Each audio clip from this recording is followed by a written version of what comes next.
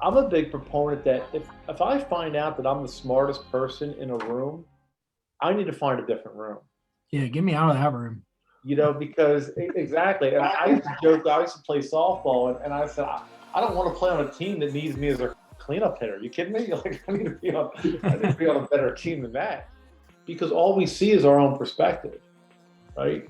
And if you think about professional sports, if you think about professional football with instant replay, if a play goes on instant replay, they're not going to look at the play at the same exact angle and speed as the official who made the call in the first place. Mm. If they did, they'd never overturn anything because that's what he saw. That's his perspective of the play. So they got to slow it down. They got to reverse it. They got to look at different angles and see what really happened.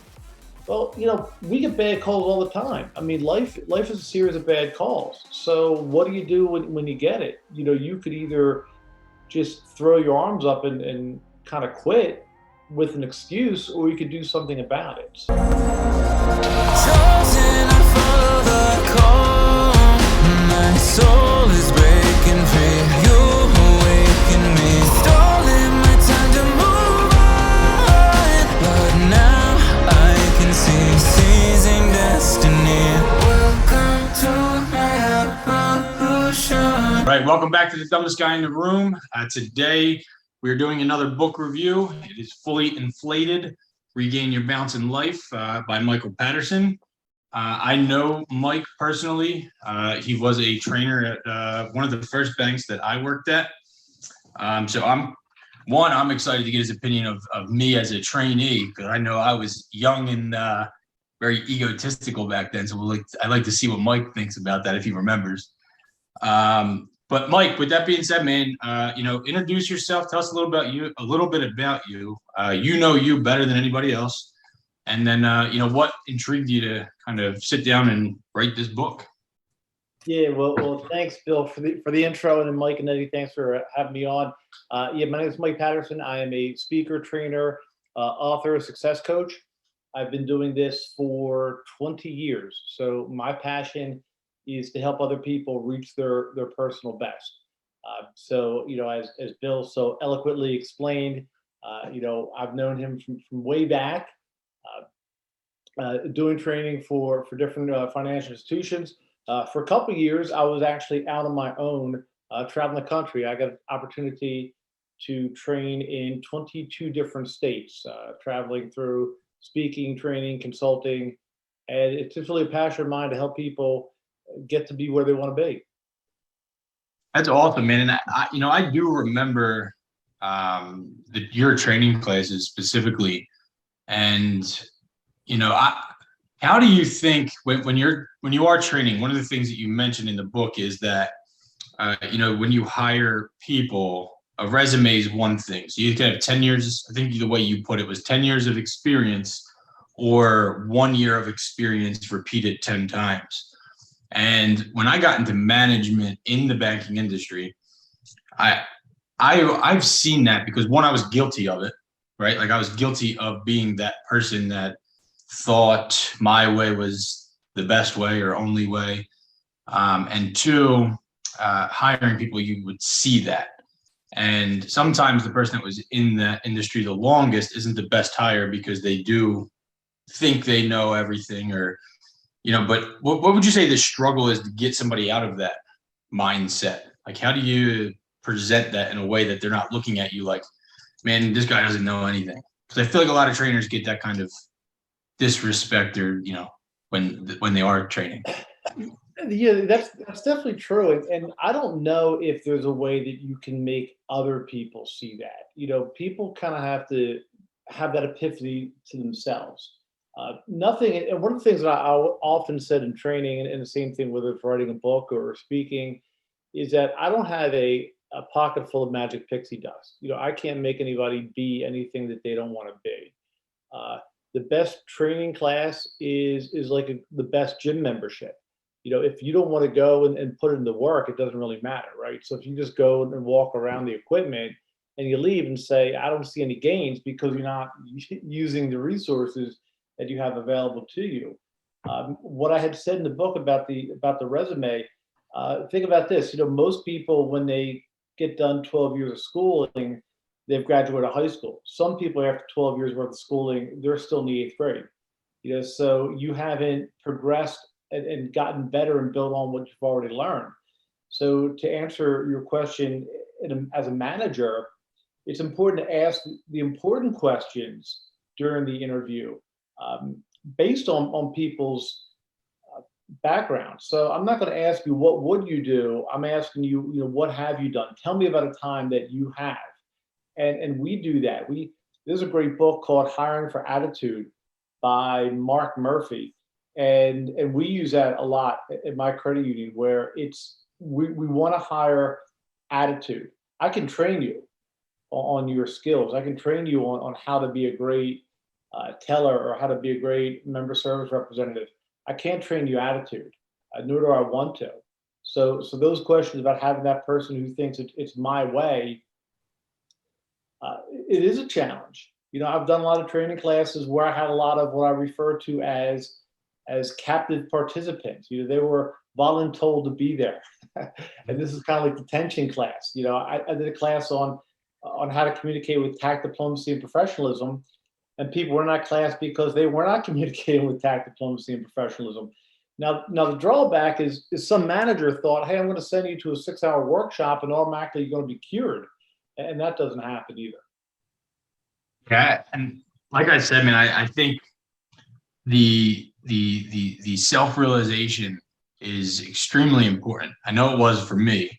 And one of the things I've realized, and this isn't everybody, but you do bring it up, that people that don't have a meaning resort to other things that may not be beneficial to their life, like smoking and drinking. And two of us in here, me and Eddie, both battled with, and when I knew you, I was a heavy drinker. I've been 6 years sober. Eddie's been how many years? 8, almost 9. 8, almost 9. And he was, he went to the drug route. I was with alcohol, but the self-realization, you can't just tell somebody, hey, you have a drinking problem. You'll be like, yeah, okay, dude. The next guy is doing way worse. So the self-realization is important. Now, for you to figure out that that's what people are doing, I'm assuming that you had to have kind of that same self-realization at some point in your career. So at what point did you start noticing it in yourself to be able to teach other people kind of this method? Which I really, again, man, this book, I think it's laid out very well. And Eddie actually brought this up in one of our group messages, was, man, I didn't know I was getting homework when I started to read the book. But I think it's all right. I love the way that you outlaid that homework, because I did something similar. I don't know if you're familiar with Jordan Peterson, but he has it's called self-authoring, and it's a little deeper, but it's a program where you have to basically ask questions about your past and then your present. He doesn't say flaws, but your current flaws, virtues, and then future authoring, which you presented in a much easier, basic way, but it's almost the same thing. So I'm assuming you did that, and that was something you practiced, considering, that's the only way you can realize it. That's what you need. When did you discover this in yourself to be able to start presenting it to other people? Yeah, I'm a big student of John Maxwell. I think I've referenced him a bunch of times in the book, and I had the opportunity to see him live down in Orlando, Florida, probably about 5 years ago. And one of the things that Dr. Maxwell really preached is find something that you love so much that you would do for free, and then be so good at it that people will pay you a lot of money to do it. And I think that a lot of people struggle with finding out, their passion and what really makes them happy. And that was my bottom line, to find out, are you successful? Are you happy?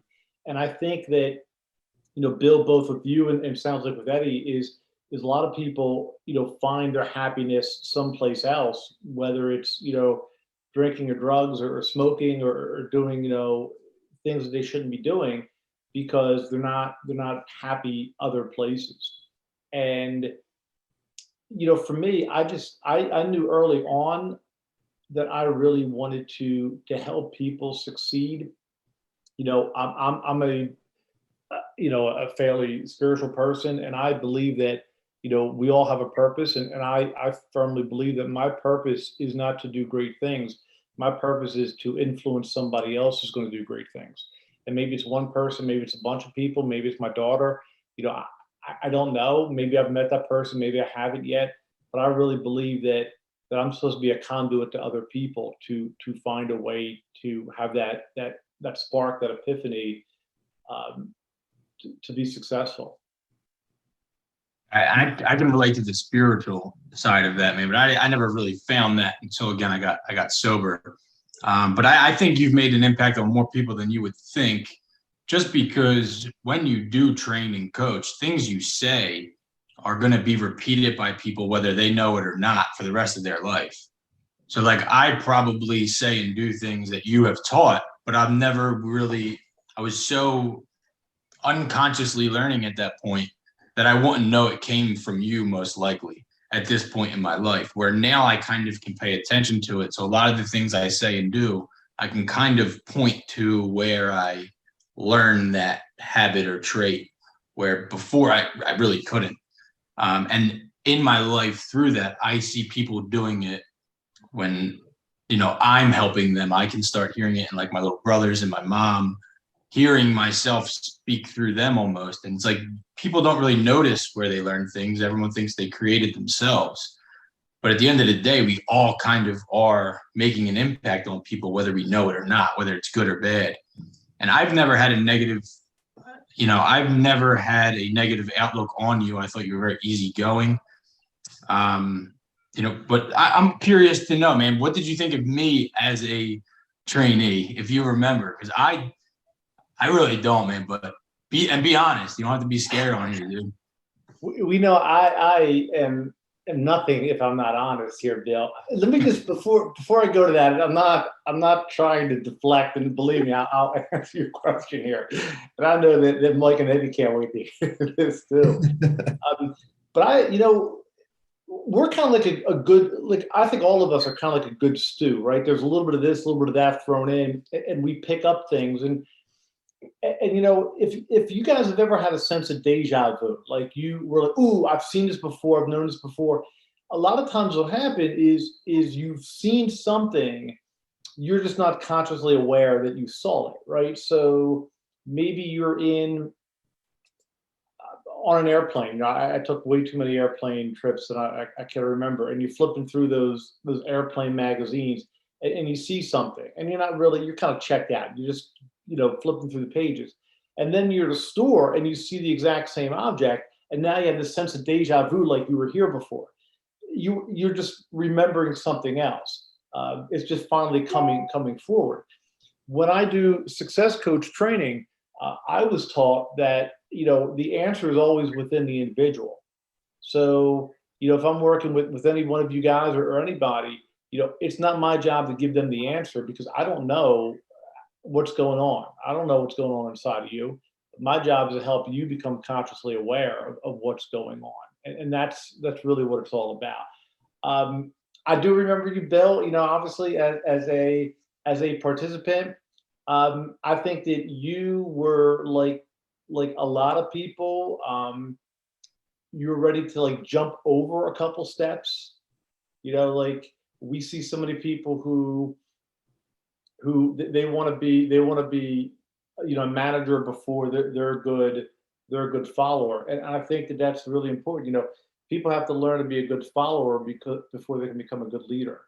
And that's not a knock on you. That's true for so many people, that they're pushing the pedal to the metal, and when do I get to the next step?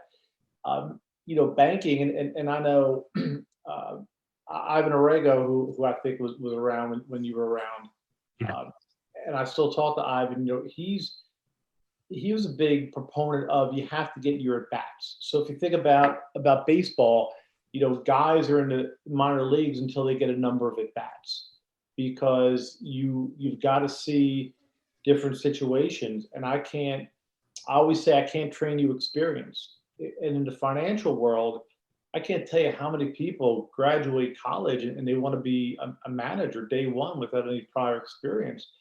And I can't train you experience. So what happens when a customer, a member, has a situation. Do you cash a check? Do you take the hold off? Do you refund the fee?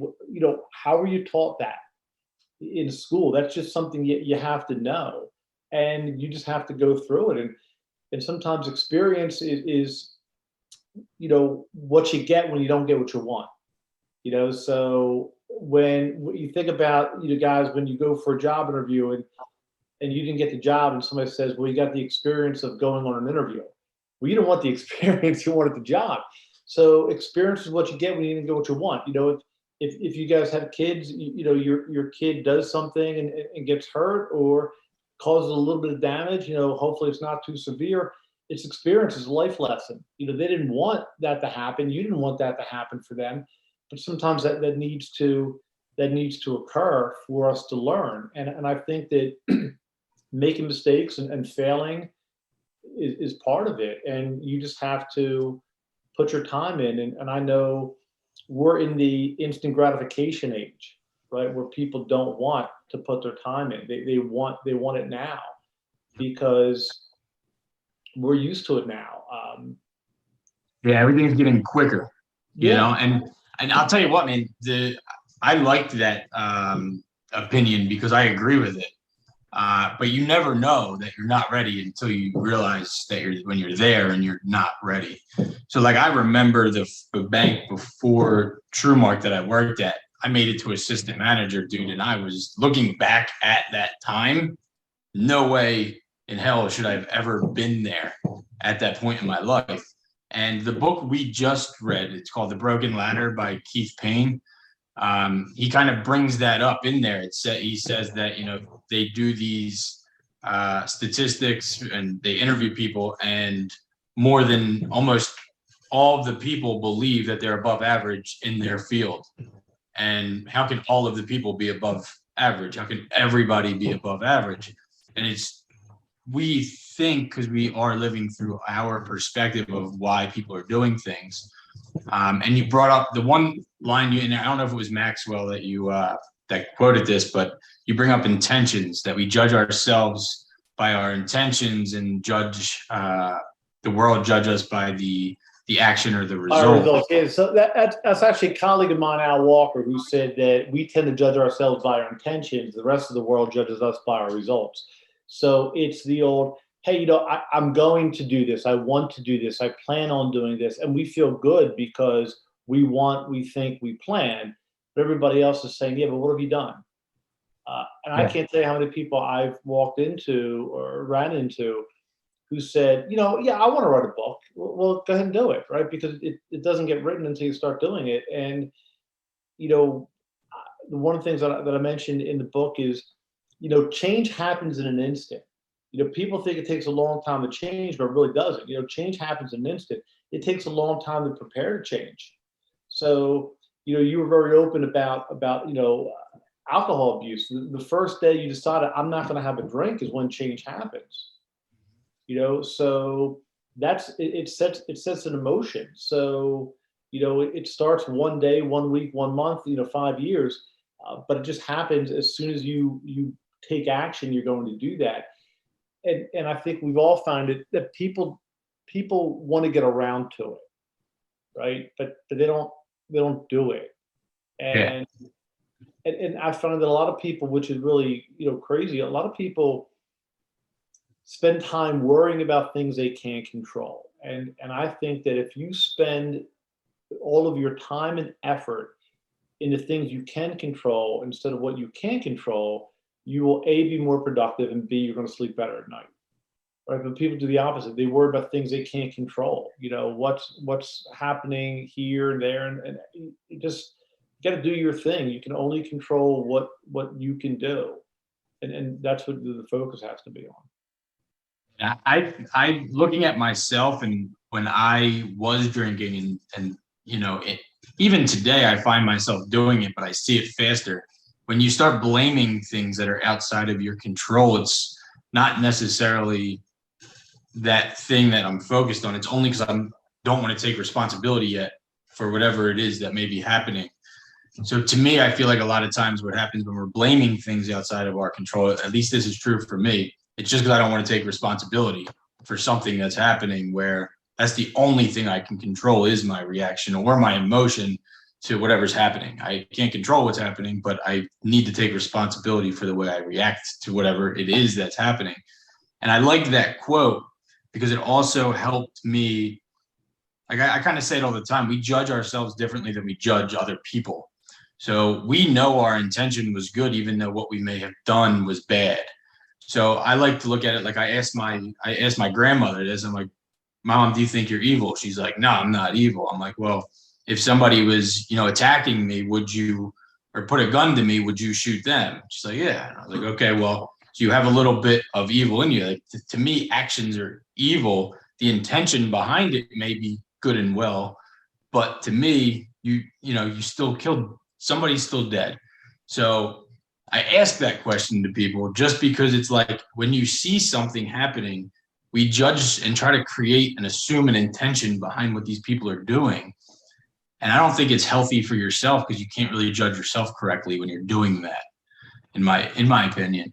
But Mike, do you have any comments or anything about this book or any questions for Mike? The first thing I thought of when I read the book is that I think almost everybody outside of college or high school, when they're done with school and they're starting their career, should read a book like this or read this book because it could give you a new perspective so you don't get stuck in a rut, because once people get comfortable, it's hard to leave. And I know from my personal experience, I was actually the opposite. I wanted to find the perfect job right off the bat. So a couple of jobs passed by, and if it didn't feel right, I left. And it wound up being a blessing because when the job that I have now felt right, I've been here for 7-8 years.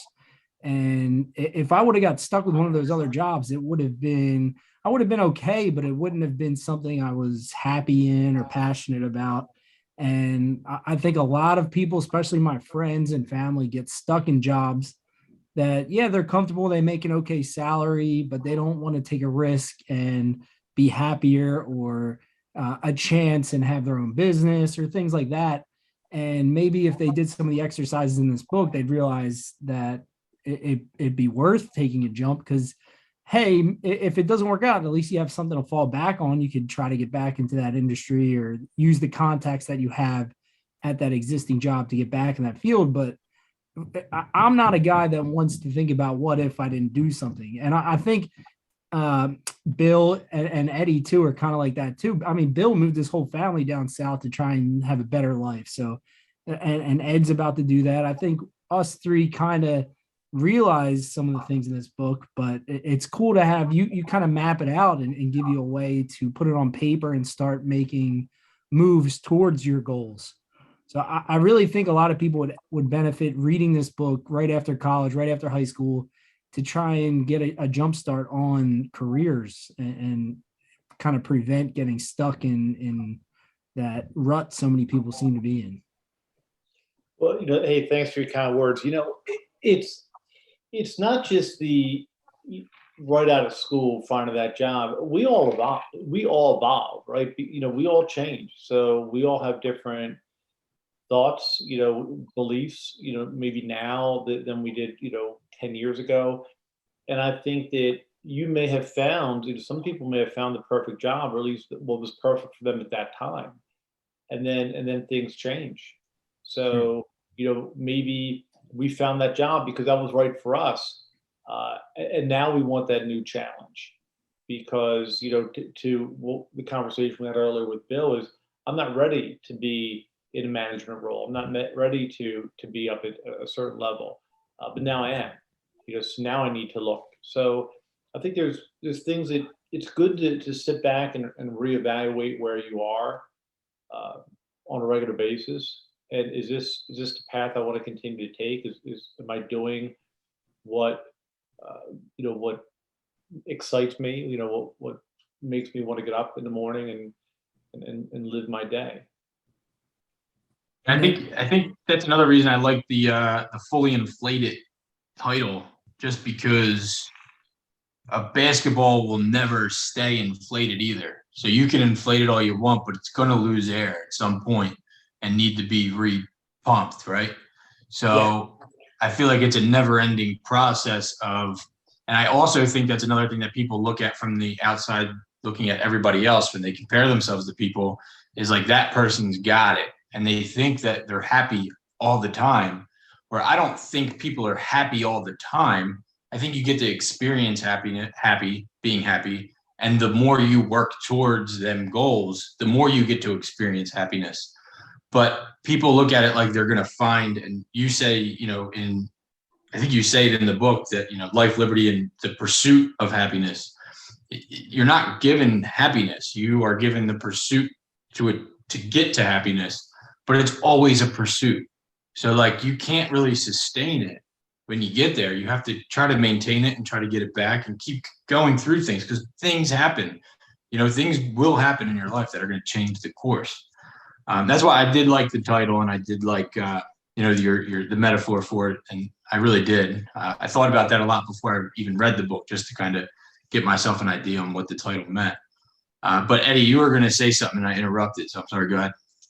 No, I mean, I definitely agree with what you're saying. Like, so for me, I was in the medical field for like 12 years, and I was going to school to eventually get into nursing school, and I stepped away from the medical field because, like, one, it was like finances. I wasn't getting paid what I'm worth, and two, it was I lost the love, the passion that I had for the medical field.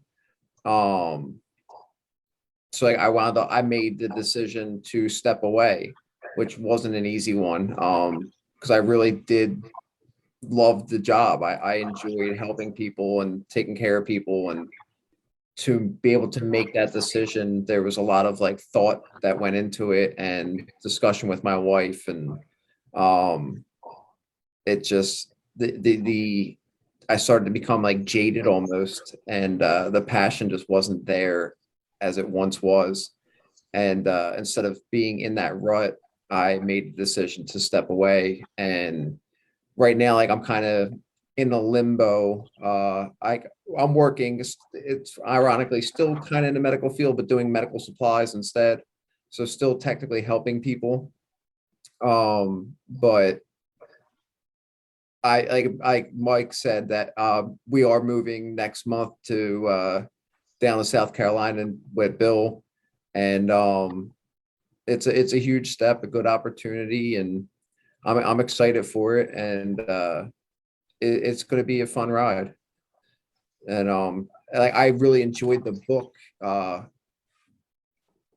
because like I had the drive and the forethought to make these decisions, and this book helped me get more detailed, especially like I said, doing the homework. It definitely helped me get some pen to paper, and it's like, for me, it's difficult to think of form, like do like internal thinking, and to be able to do that and to sit down and write out what my goals were, and what like my hopes and dreams were, like throughout like these steps for the homework. It helped me get a clearer picture on like what I want for me, my wife, my son, and for our future. And so I really did enjoy the book and doing the work, because it's been a while since I did some soul searching and putting pen to paper, and I really enjoyed that part. I mean, it wasn't expected, so it was nice. With things, and it sounds like, Eddie, that helping people is still your passion, and it just may not be in the medical profession. And I know the medical profession. My wife is a nurse; that's her background, and she wouldn't never go back into floor nursing. Right. Just for some time, and you look at what the nurses and first responders had to deal with COVID, and just the situation that just happened. It's just it's crazy, and I could imagine, and I know from our area, we're in north central Pennsylvania, and I know that there's such a shortage of nurses here because it just really burnt them out. Yeah. With what was involved, and it doesn't mean that people stop caring. It's just that they just they hit a breaking point of doing that job on a regular basis. And I can't imagine every time you go into a room, hearing stories, you've got to totally suit up to go into a room just to move a cup of water a few Right. feet so somebody could get a little closer, or just the people who were seriously affected with the disease, who were alone because hospitals didn't allow anybody in the room. I mean, I know, Bill, that your son was sick, and you had to go through that situation. I wrote in the book, what got me out of traveling was my daughter had necrotizing pneumonia, and she had to get carted away. We were living in South Carolina. We were just outside of Myrtle Beach. Mhm. And she had to get transported down to Charleston, and I had to jump on a plane and do a training workshop. And in my line of work, I was enjoying what I was doing overall, but there was no days off with pay. And when you realize what's really important, and now that I couldn't be there with her, it changes your perspective. And that's what I was saying earlier to Mike, that sometimes you think you found that great job, or you found that great situation, and then life events happen, and you just look at things in a different perspective. One of my favorite quotes from John Maxwell is, "The entire universe, except for one minor exception, is comprised of a different perspective," and you're that one minor exception. So everybody looks at things differently, and I think, to go back to one of the things we talked about earlier, when Bill was asking how he was as a young buck in the banking world, because all we see is our own perspective, right? And if you think about professional sports, if you think about professional football with instant replay, if a play goes on instant replay, they're not going to look at the play at the same exact angle and speed as the official who made the call in the first place. Mm. If they did, they'd never overturn anything, because that's what he saw. That's his perspective of the play. So they got to slow it down. They got to reverse it. They got to look at different angles and see what really happened. I think what happens today in our society, unfortunately, because everything has become so polarized, that people don't look at things from a different perspective, right? We look at things, through blinders, like the horse to Kentucky Derby. We just see straight ahead, and we don't look at what's going on around us. I completely agree with that.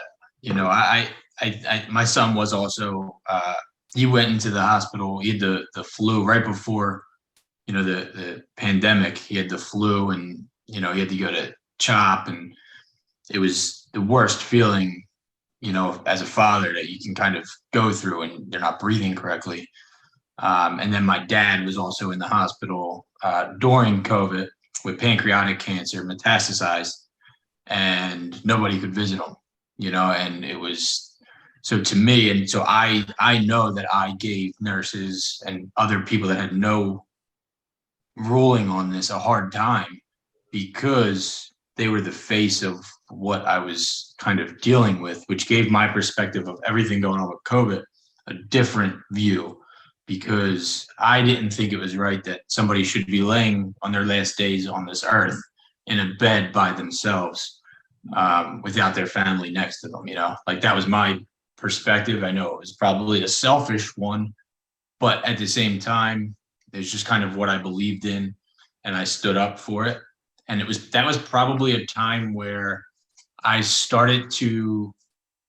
lost balance in the opposite way. Usually I would keep my mouth shut and not speak up when I believe in something. And I went to an extreme on the opposite end and would say everything and anything. And then as time went on, I was able to kind of bring it back. So now I feel like I am better balanced with when to speak up, when not, when to I just think I can control my emotions a little bit better through that terrible experience. So it was a lesson that I learned, but at the same time, I didn't want to learn it that way. Yeah. But, you have the whole story about how, you were kind of thrown into a training session, did something with the pom-poms. Yeah, tell us about it. Yeah. So what happened there, dude? Like, I want to say, I think sharing a story like that is courageous and brave. It's realistic. It's your story. and can be interpreted by how many different ways from how many different people. And I think that it is courageous and brave for sharing that to begin the book, because it kind of shows a realness to you that things happen to even you. You know what I mean? Yeah. So what happened there, dude? Like, what is it that happened? Yeah, so that's a key part of that, because when I first wrote the book, I didn't have that on there. I didn't fully go into the detail of what happened. What happened was I was writing it when I was doing, embarking my own business, and then I got an opportunity to come up here to North Central PA and work for a credit union that I was doing consulting work with. And I'm like, I don't know if I want to rehash that story, so I just didn't have it in there. And then you start a new job. It's like, this is not the time to promote a book. And then COVID happened, and it's not the time to promote it. It's just, one of the things, the book has been on the shelf for a couple of years. And then when I decided to dust it off and publish it, my wife was somebody who very adamantly said, no, you have to fully detail what happened, or at least you have to tell that side of the story, because that is what makes you authentic. That as Bill, as you said, a lot of people find themselves in a situation that they just didn't see coming. That's the punch in the face, and the quote I use is Mike Tyson. Tyson quote is that everybody has a plan until they were punched in the face harder than they've ever been punched before, and then how they react. Yeah, I like that quote. And when you went into that story, now that you say that wasn't in there originally, do you think that story is kind of what made you write this book? Because it was kind of the low point? Like, do you think that was a big part of writing this book? That's a great question, Bill. I don't know if that was a big part of writing the book. I tell you what I wanted to show people is that things happen, right? And I think that you said it earlier about taking responsibility, right? Is that sometimes we put blame on other people, and that's true. And Dr. Stephen Covey, in his book Seven Habits of Highly Effective People, he says responsibility, breaking down, is the ability to choose your own response. So in my situation, I could have, just stayed home and just banged on the table and said this wasn't right. I got mistreated. I got whatever, but that's not going to change what happened.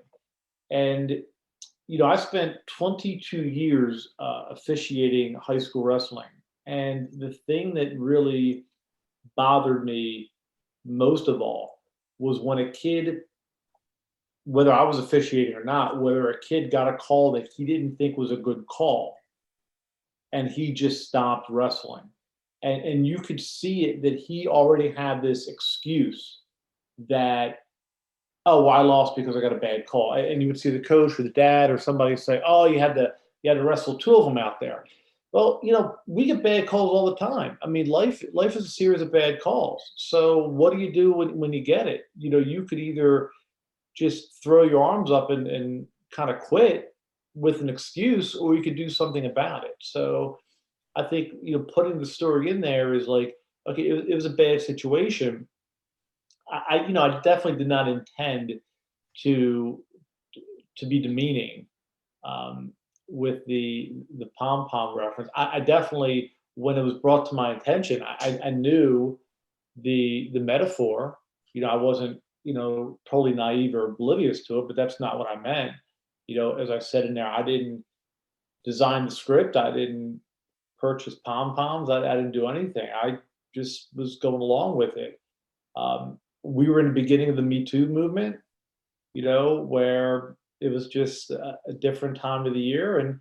And if 5 years before, or maybe 5 years later, I think people may look at that differently. And, I mean, there was some politics in it, and, it's just it was what it was. So my whole thing was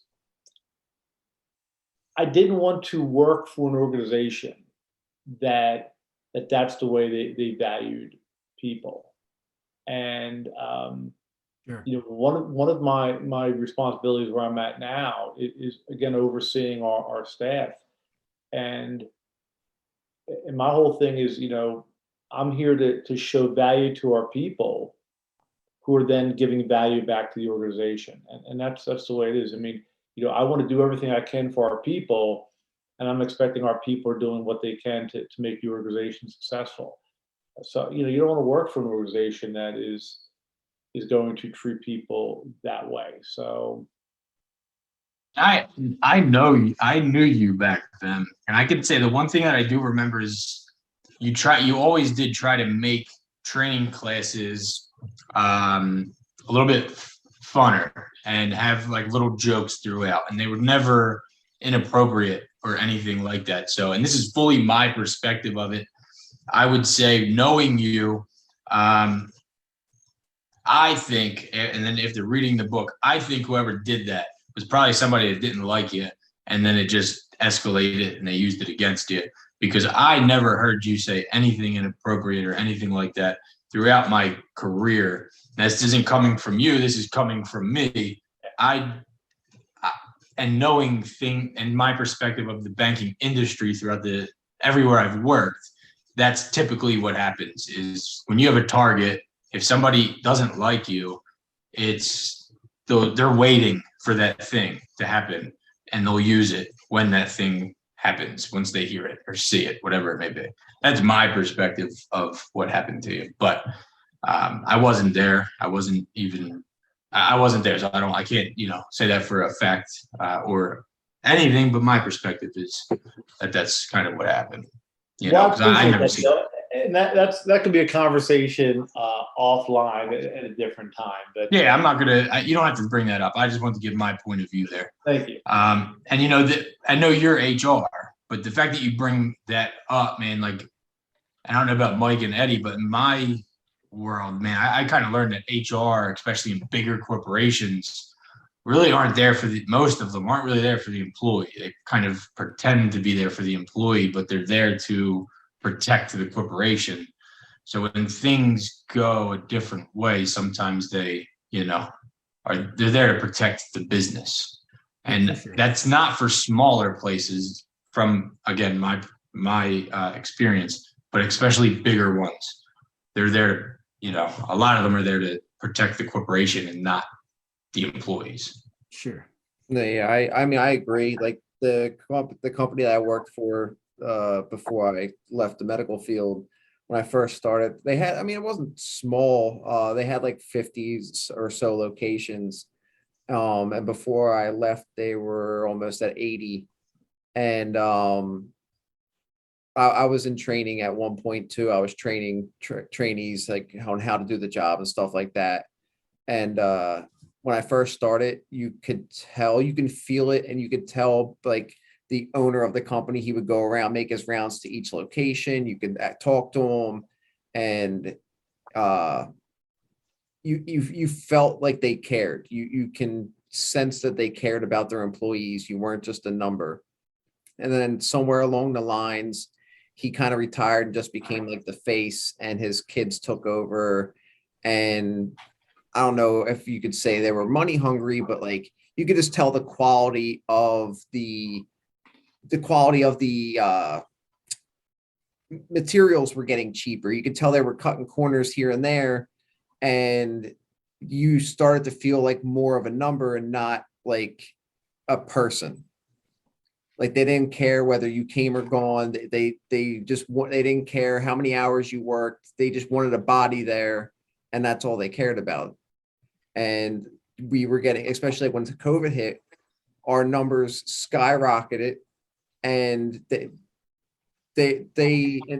started taking things away. We're working twice as hard, and they're taking things away. Oh, we're putting this on hold. There's no raises. There's no raises this year. We're putting the 401k on hold. We're doing this. We're doing that, and you didn't feel appreciated. you're working tirelessly day in and day out to take care of these people in the community, and there's no return. There's no good job. There was nothing. And No recognition. Ed, what is there anything in the book that you want to ask Mike? Is there anything that you've seen in here that you're like, how'd you figure this out? Or I mean, the one thing that I was curious about was like how, because you said you've been doing this for a long time. How did it start out? Like how did you become like a motivational speaker or like a life coach? Where does how does one become a life coach? Like how does that happen? Yes, that's a great question. So I started training back in April of 2000. I my background is in banking, so I started right out of high school as a teller. I worked my way up. Always felt that I wanted to work with people to help develop people. Had the opportunity to move into training. When I was working for a big bank, I worked for a bank that is now Bank of America. So through mergers and acquisitions, so they were pretty big. We were just doing new hire training, and like we talked about, your passions change and whatever. Is I was just getting bored of doing that, right? So I'm a firm believer that there are people, and I can ask you guys. Back in school, were you guys math people? Like, if you had a choice between a subject, was it math or was it English? Math. English. Okay, so we got two math guys. So for the two math guys, let me ask you, when faced with a situation, would you prefer there's a correct answer, there's a right way of doing things? Yes. Like, there's a right or wrong answer. Mm. I used to be. There's Bill's a philosophical guy now. Yeah, now I'm on to philosophy, so I'm more into like Okay, so you evolved. Okay, so but math back then was my thing. Math's still kind of my thing, but I'm more into why am I doing this okay. and So Mike, who said he's more of an English person, so would you, or were you more of a person who, you don't give me a right or wrong answer, give me some guidelines and I'm going to figure it out myself? Oh, for sure. And that's what I kind of figured. So, and I know I can pick this right up in training classes. I know if we're doing a full day workshop, I know by lunchtime, if you're a math person or English person, because the math people, they want a right way of doing things. They want to go to a compliance class, right? Where here's how you do it. Right. Because in math, I want to be able to flip to the back of the book and find out the right answer. So if math, what got me is, if we'll do some easy math because it's getting late at night here. If 5 times 3 equals 15, and 3 times 5 equals 15, and 15 divided by 3 equals 5, and all the answers come out to all the numbers, then it's no longer a problem, right? Because they call it a math problem. Well, it's not a problem because there's a clearly defined answer, and everybody knows what it is. So this is a long-winded answer to your question, Eddie, here. So after a while, I kind of got bored with doing that type of training, and I got more into what people refer to as soft skills. And I hate when people say soft skills, because to me, soft skills are really hard, right? Communication and people dealing with other people. I got a lot into leadership development. Myself, I was interested in that, and that's when I really got turned on to a lot of John Maxwell stuff. And then from there, I found that's more interesting, because every class is different. Every set of people in my class are different. And then as I got a chance to really travel and do training and get up in front of people, and you're up in front of 10 people, and then it's 20 people, then it's 50 people, then it's a couple hundred people. And then that's really what interests me in more of that. And you realize that people need that kind of not the rah-rah motivation, training, because I don't necessarily like that. It's here's a plan of action type motivation, right? I used to go to see a lot of people I used to refer to as enter trainers. They were fun, they were exciting, but when I walked out of the room, I'm like, do I have anything new to do? So, I wanted to get that rah-rah, that excitement, but also let's have people have a plan of action. So just like I gave Eddie homework when he when he read the book, that here's the next step. Here's what you need to do when you leave that. So my classes, I've found that I could really blend humor with being kind of like on the pulpit preaching a little bit, but what I've learned is that if I can make an audience laugh, then they've disarmed themselves a little bit, that I can preach to them and kind of beat them over the head for a little bit.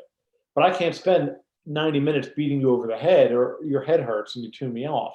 So you kind of have to take people through that roller coaster, the different emotions, so they get it, and they're open to what you're talking about. And that's the type of training that really has started exciting me to do. So I'm in sales, and we have sometimes we'll have trainers or whatnot get brought in, and they'll assign a book for us to read, and then we'll go over it and have some kind of sales training. But we're in kind of a niche market, so you notice right away, like if they bring in this like huge like consultant group, our salesmen automatically tune them out because they have no idea what we do. They've never been to our customers. They really don't know our industry.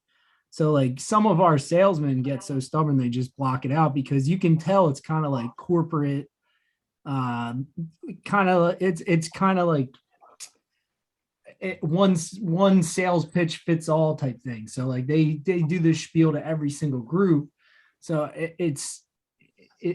how do you overcome like breaking down barriers when you see like someone that's maybe based out of the South and has like, oh, this Yankees coming down here, he doesn't know my customers or something like that? I mean, I know from firsthand that certain people will tune you out just because you don't have the same background as them. So the number one thing, when I would do, well, when I do presentations, I used to do a class on presentation skills, training people how to give presentations, how to do training.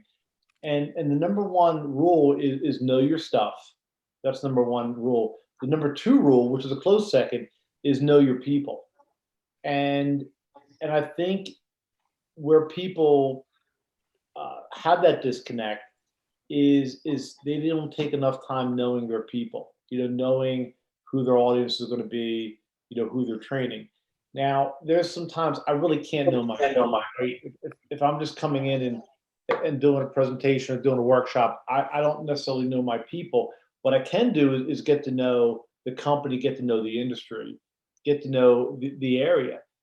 So when I travel, and I mentioned before, 22 different states, if I'm in a city, I'm finding out what's going on in that city.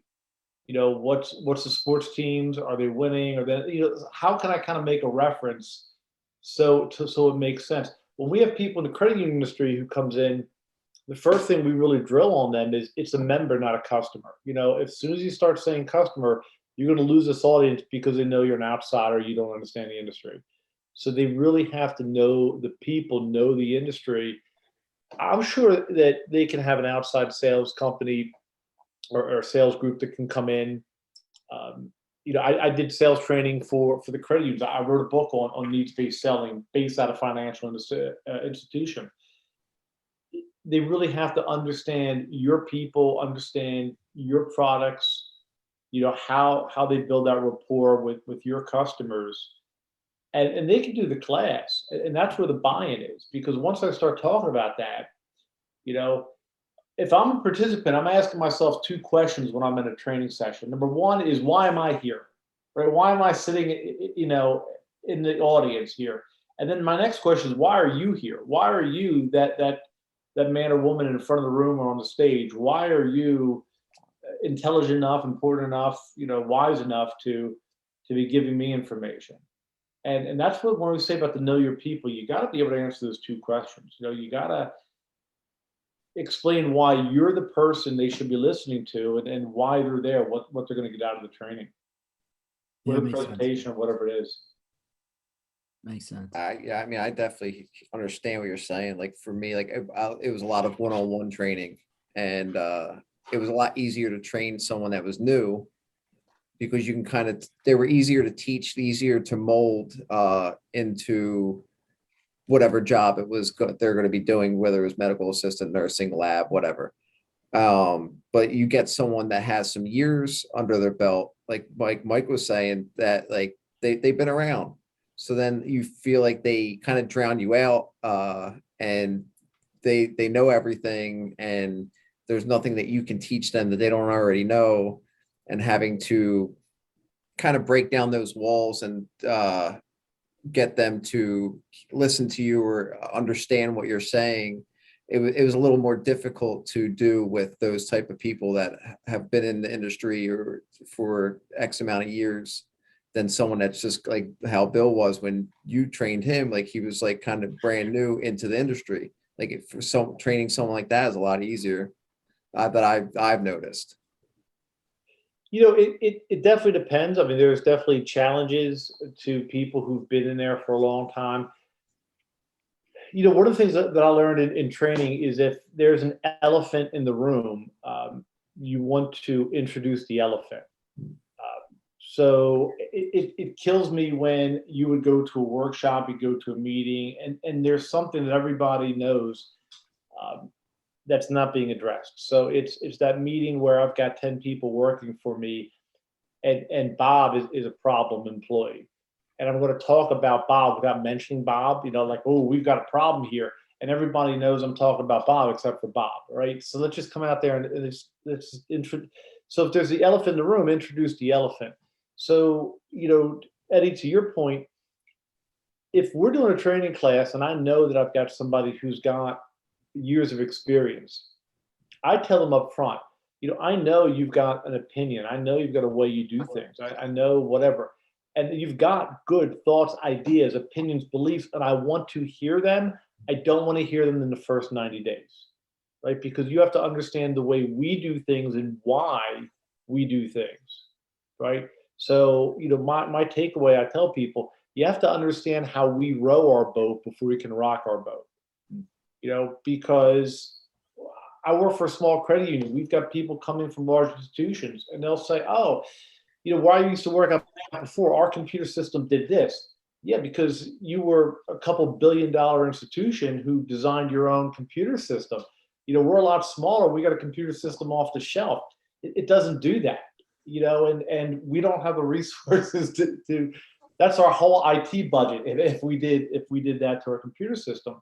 So, and that's the reason why. I get it. I get what you did. I get it work there. And if we could do it here, it would work here, but just there's a lack of resources. So, you know, it's being upfront and honest with I want to hear what you're saying. I want you to be open to why we do the things we do here. It's so funny you bring up, when I was here, my system did this. When I was here, I did. I want to know how many times that came out of my mouth. But at the same time, it's like, I remember the last institution I'm sitting in a training class, and I'm like, man, I hope I wasn't saying that much, listening to other people. Cause I'm like, there's nothing that was like the biggest pet peeve of mine towards the end of my, you know, in banking. It was that when I was here, we did this. When I was here, we did this. I'm like, all right, we're not there. Please stop. And now that I'm in, so now I work for State Farm and sell insurance, and I still do investment planning through State Farm. But my boss would always be like, why are you so quiet? I'm like, well, it's my first week. I want to hear everything that you guys do before I start giving my opinion, because I want to hear something new. And I'm a very big, I brought him up earlier, Jordan Peterson. He's kind of the one that put me on this journey with a new perspective. His book, in 12 Rules of Life, one of his rules is assume the person that you're listening to knows something that you don't. So every time I meet somebody new or have a conversation, my goal is to try to be quiet and ask questions. And I think the one benefit, I mean, you can look at my podcast, man. The name shows exactly what I'm trying to kind of accomplish with it. The dumbest guy in the room. It's trying to get other people's opinions from a point of view that's not coming from an egotistical viewpoint, and letting people talk to hear your perspective. There's a lot of things that you and I probably disagree with, but at the core, we're human. We're all experiencing something. We're all going to have beliefs that we no longer believe in now. I was that way. I look at my first podcast till now. I look at my first podcast with a guest till now, and the way that I've been able to pull back from talking as much. I still do talk a little bit too much, but I pulled back a lot from that first one. So even though this is to talk to people and hear people and get people's perspective, and then we introduced, this segment because reading is a new passion of mine, man. I've read more books in the past year than I've read my entire life before that. I've read Holes, right? Like I read Holes and the big book, the AA book.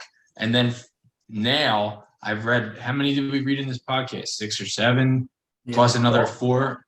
You know what I mean? Like I've read more books now, and I implemented that as a segment of my podcast to show part of what I have a passion for. But my biggest passion is talking to people. And I've realized that through sales. It wasn't ever selling banking products or anything like that. It was literally the conversation I was having with people. And this allows me to do it without having a need, like to fulfill somebody's a need, right? Like it just lets me have a conversation that's free flowing to hear people. So I think what I did with this creation of this podcast is exactly kind of what you talk about in the book, is finding your passion and living it out. And that's what I do. That's why I started this. Mike, me and Mike were longtime friends, but we kind of, after high school, we drifted apart. We started to communicate again through social media. Now we do this, every other week, or at least we try every other week. It's difficult because we all have kids, wife, and, all of that. And reading the books. Yeah, we got to get their books read before we can do this. So. Yeah.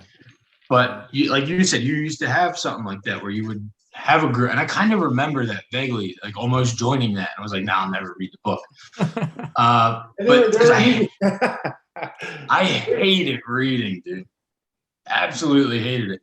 And now I love it. I find so much joy in reading. And if you do look at the books that we've reviewed, we do ones that I don't think I'm going to agree with in the beginning. I don't just read books that I'm like, I'm going to agree with everything this says. I want to talk and read things that I disagree with, because you say it in your book, you only know what you know. So if I'm only listening to people that agree with me, or listening or reading books that are just making my already point of view stronger, I'm not learning anything new. So I need to hear that outside perspective. I need to hear other things. That's how I know I'm wrong. I only know I'm wrong until I find something better or bigger. You know what I mean? Absolutely. And I think that's one of the issues. One of the issues that we see today in society, right, is people gravitate towards other people who think the way they think and act the way they act. And you look at that with cable news, right? People are going to watch the station that already aligns with their thoughts and beliefs, so it can validate them. And, okay, but, then you're just seeing your point of view. It's kind of like watching the home team broadcast of the baseball game, where every call that goes against you is a terrible call, and the umpires are totally blind. Well, because that's your perspective. That's what you're looking for. To make an analogy, when I started doing high postseason tournaments, our regional tournament, our state tournament, big matches, big other tournaments, I would officiate with other guys, and other guys would tell me, I can't believe it. I made the right call, and I'm getting booed out there. And I'm like, yeah, and you got to understand, your intent when you step on the mat as an official is to keep the kids safe and to make sure all the rules got applied correctly. Everybody else's intent is for their kid to win. So, you guys are coming in with two different goals. and it really helped me as a trainer. It helped me as a professional when you realize that, I'm the only person when I walked into a gym, I could do, back to, Bill, where I could do Council Rock North and South, 2,000 people in the stand. It's a big rivalry, two good wrestling programs. And I'm the only person in that gym who doesn't care who wins. I'm the only person. Council Rock. So everybody's already got. Is that you, Mike? What's that? You said Council Rock, right? Yeah. That's where Mike went to high school over here. Which one did you go to? South. South, yeah. Mike went to that high school. South had an awesome wrestling program, and I would be at South a couple times a season, and you can imagine that gymnasium getting packed. And I could care less who wins, but everybody else has a vested interest, so it changes a little bit. And to Bill, your point earlier about just being quiet and letting other people talk, I'm a big proponent that if I find out that I'm the smartest person in a room, I need to find a different room. Yeah, get me out of that room. Because exactly. And I used to joke, I used to play softball, and I said, I don't want to play on a team that needs me as a cleanup hitter. You kidding me? Like, I need to be on a better team than that. It's one of the things where you got to find out, and this is another big John Maxwell thing. When John Maxwell would meet somebody new and he would talk to them, he would always, during the end of his conversation, ask them, who do you know that I should know? Right? Because who might I need to learn off of? And yeah, if you just associate with people who think the way you do, you never look at that different perspective. And we've disagreed, right? A social media, a time or two. And it's funny because if some people listen to my views, some people will think, I'm the biggest conservative, and other people think I'm the biggest liberal, and I'm neither, because things depend. Everything is not always this way or that way. It depends on the situation, and that's trying to be rationally breaking things down, as opposed to, no, it's got to always be this way. Nothing's always this way, and that's a problem. Yep, I completely agree, and I fell into that during that time, and I felt like a lot of it was due to not only like a pressure, but at that time it was like, where's the purpose, right? And the way to have purpose was to put yourself in one of them boxes almost, and then die on that hill. And through that, though, man, was the best experience ever. I've been called crazy and all those things, and at a point, dude, it was like, yeah, I probably did lose it, but it was through the process of me, making them comments and having to think about it, that I was actually able to step back from it, without doing and speaking my mind and speaking the things that I did believe at that time that I don't necessarily agree with now. I would have never got here if I never spoke my truth then. Right? Like, I wasn't lying. I was telling my truth. I just didn't realize I was wrong yet. Right? But I was wrong. I was definitely wrong for believing that, one guy that right now, man, I don't have, I think that both sides are on the same team. And I just think that falling into either side could destroy you as an individual. And I think if people focus on being an individual and creating themselves, more than trying to participate in a group ideology, is better for your life. And it was one of those things where I'd argue with people just to, one, be right, and two, it was like, hey, you can't control this. Why are we so worried about this? Worry about what you're doing. What can you do right now? And I realized, holy shit, that's what I'm doing. I'm worrying about this, and trying to focus, and I'm not taking the responsibility right now. And that's what I had to do. And the other thing with the social media, which is why I did the podcast, I don't like the short form sentences. If I want to talk, I want to talk. I feel like a conversation, and I'd much rather do these in person. However, I live in South Carolina now, and most people I know do not live in South Carolina. So this is the best way to communicate with face-to-face with people.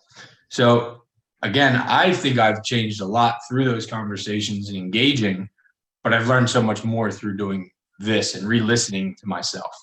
You know, I do. And if you want somebody that's crazy, this guy, I don't know if he's on the same side, but this Michael Jannat, he's our conspiracy theorist of the group, and he gets deep into that stuff. All the conspiracy theorist books are this guy, but it keeps me balanced. Like listening to Mike talk, and then Eddie's perspective, and Eddie's wife has a different perspective, and my wife has and we all just talk and have these conversations, and not all of us agree with everything, because we know down at the core we're all having a human experience trying to figure it out just like everybody else, you know. And I think that's. I'm sorry. No, that was your own echo. That was you. Oh, okay.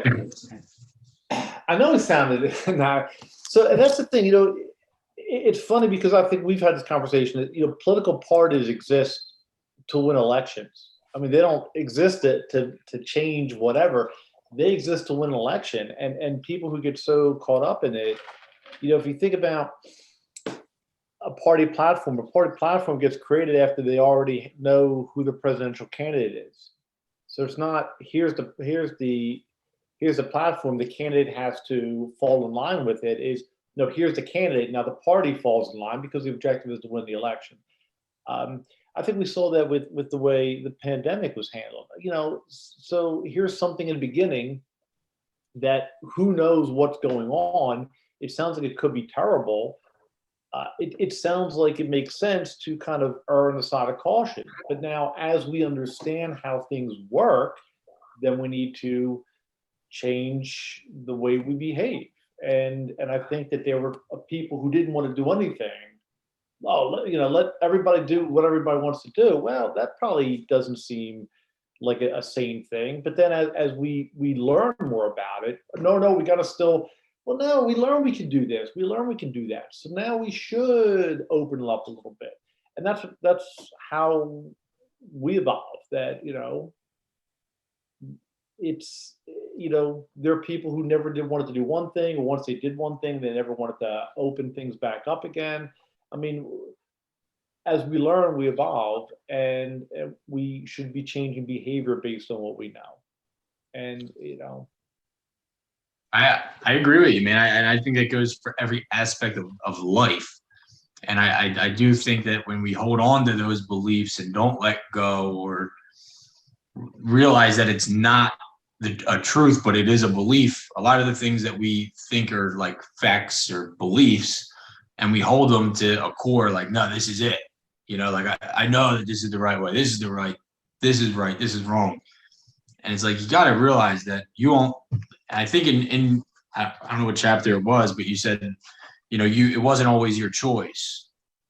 You know, it was like you were taught things, and you know, religion's a big aspect of that. Like when I got down here, my boss has a group, and they're all Christian, and they do the same thing. So I'm part of that group. I'm the only non-practicing Christian, I guess, even though I align more with the beliefs of Christians. In the group, and I asked them a question one day, like, were all of you born Christian? And they all, besides one, said, yeah. So, you know, it wasn't that they found this reason, it was kind of put on them. You know, it was kind of like, this is how life is, and this is the right religion or wrong religion. And you talk about it in your book, you know, it wasn't always your choice. No, a lot of times, you know, we get raised a certain way, and that's what we know. Now,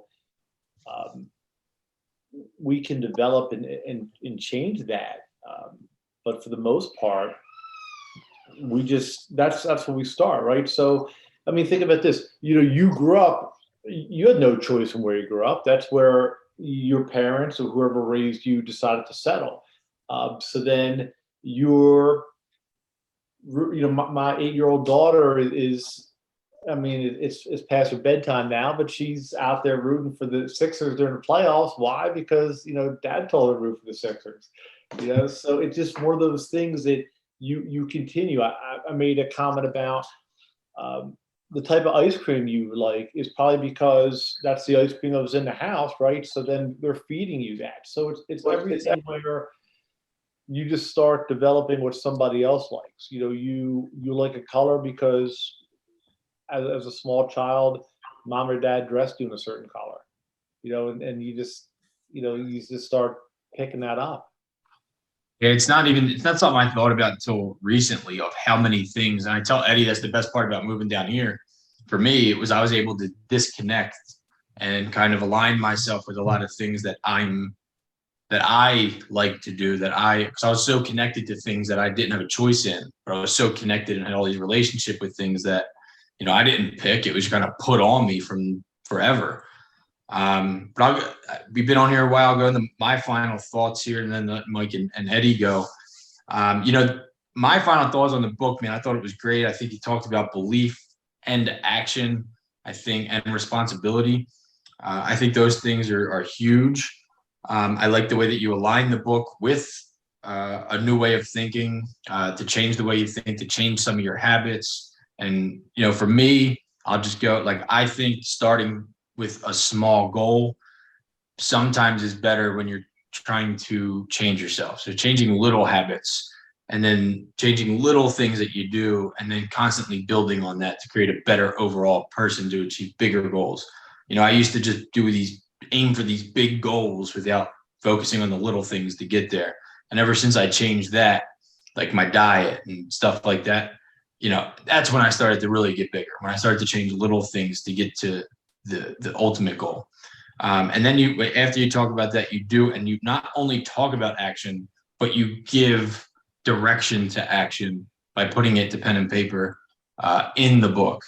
So to me, if somebody is looking to, have a better life or try to find some motivation somewhere, it's a perfect book and tool to use to get there. Because you're not giving like X, Y, and Z, you're giving the question. And to me, sometimes the answer is easy when you can find the question. It's finding the question that's extremely difficult. Sometimes we're not asking ourselves the right question. And you provide those questions in the book that somebody may not have thought about. Like Eddie said, he hasn't done that in forever until it was there for him. Sometimes we just miss out on the questions. So I appreciated the book, man. I'm glad I bought it. I'm glad you came on to talk about it. But Mike and Eddie, do you have any final thoughts on the Fully Inflated? So the last things I wrote, we went over pretty much everything else. I agree with you. I wrote breaking habit is the hardest part to then create a positive change. I mean, getting out of your routine is the hardest thing to break out of. So once you do that and you take a step towards a goal, just keep taking steps and eventually you'll be there. And then the last thing I wrote is if I summarize this into one sentence, what this book really meant to me, it would be continue learning throughout your life, be humble and be teachable. I mean, your goals, be humble, be teachable, and you'll get a lot further. But you had. It was a great read. I love reading books like this. I think one of my favorite chapters, I believe, was chapter 9, like investing in yourself. And that's kind of where I feel like I'm at now, is like making this move to like South Carolina and investing in myself with like the podcast. And like I've got goals for the future of myself and my family, and with Bill, and that chapter really ignited a fire in me to really achieve these goals, and really put like with the pen and the paper, putting in detail steps to be able to achieve those goals. It looks to me, Mike, like the book worked, right? For Eddie took a lot out of it. Eddie, to me, it looks like that one person that you said, that maybe one person, Eddie followed it. Eddie did the homework there. So, it obviously works, dude. And I think the other thing I forgot to bring up, I'm glad you brought that up, Ed, was the invest in yourself. A lot of times, man, and I realize this, we think we are being selfish when we're focusing on our life, like ourselves, and we're so invested in helping other people. And to bring up Jordan Peterson, again, one of the other rules to his steps in life is to treat yourself like you would treat a person that you are responsible for caring for. So like if your mom is sick, treat yourself the way you would want your mom, that you would treat your mom if you were trying to take care of her. Don't treat yourself the way that you would treat yourself, because there's people out there that, you know, will make sure that their dogs are taking their medicine at the right time. But when it comes to their own health, they're not focusing on taking that medicine. And Mike, you bring a good points in there with that is, hey, you know, if you're not fully healthy, if you're not your best, how can you possibly help somebody else?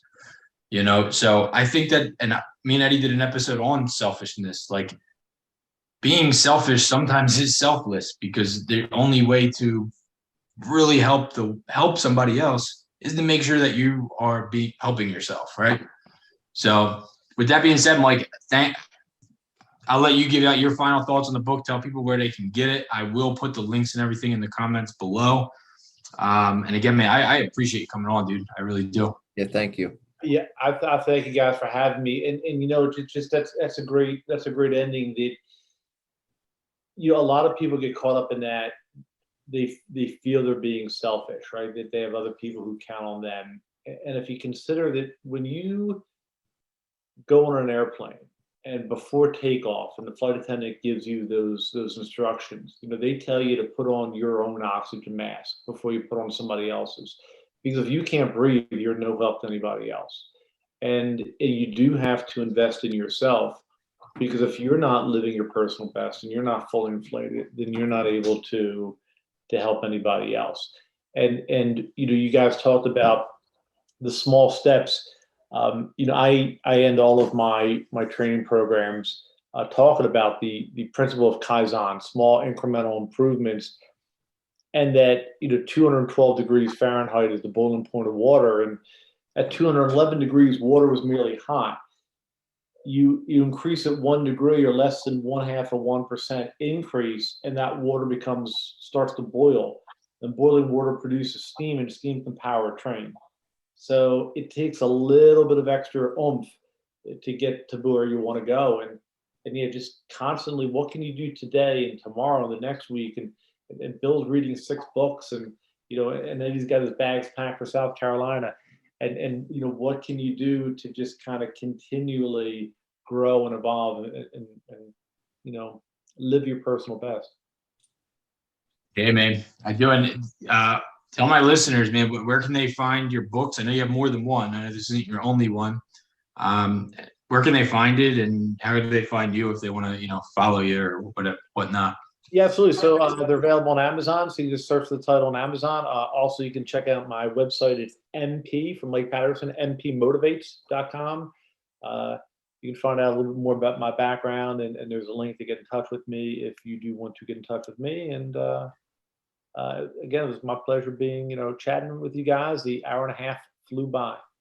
It always does, man. But I appreciate you coming on, Mike. I hope you had a good time. I know I always have a good time on here. I really enjoyed this conversation. I learned some new stuff. So thank you guys for listening to Dumbest Guy in the Room. You know, if you like what you had to see here, make sure you subscribe, like, and comment below.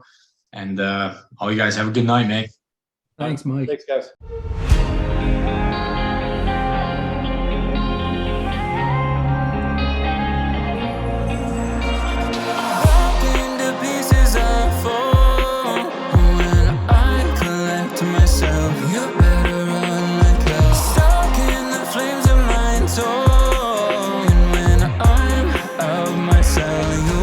Pray for help.